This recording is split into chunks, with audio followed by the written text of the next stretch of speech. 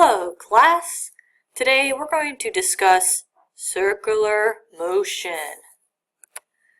Circular motion is any object moving along a circular path.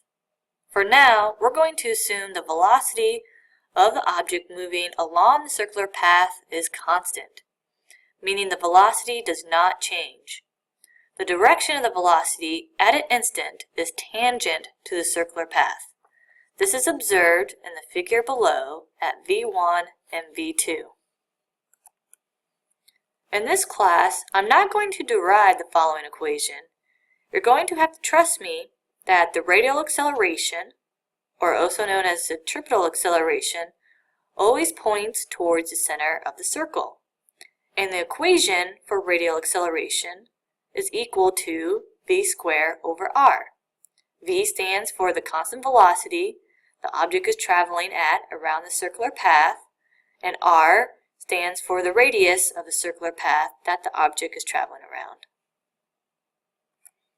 Here's a figure showing the direction for the radial acceleration and the velocity of an object moving along the circular path.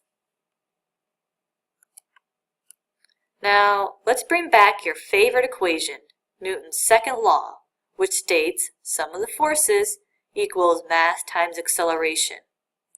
When you're dealing with an object moving in a circular path, you follow the same steps and process for solving unknowns in Newton's equation as before, with first drawing a free body diagram.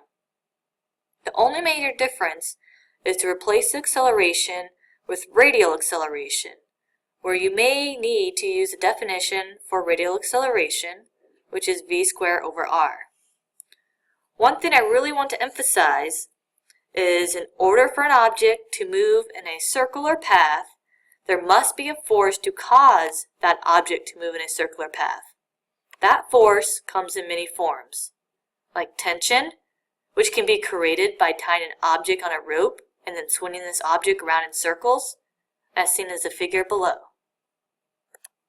Friction is another example of a force used to set an object in a circular path.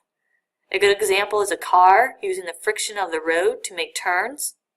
If the road was made out of ice, creating zero friction, there is no force acting on the car to help it turn in a circular path. Therefore, the car would just continue straight line until another force acts on it.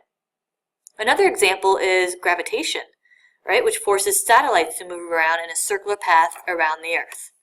All right, that's it for our short screencast for today.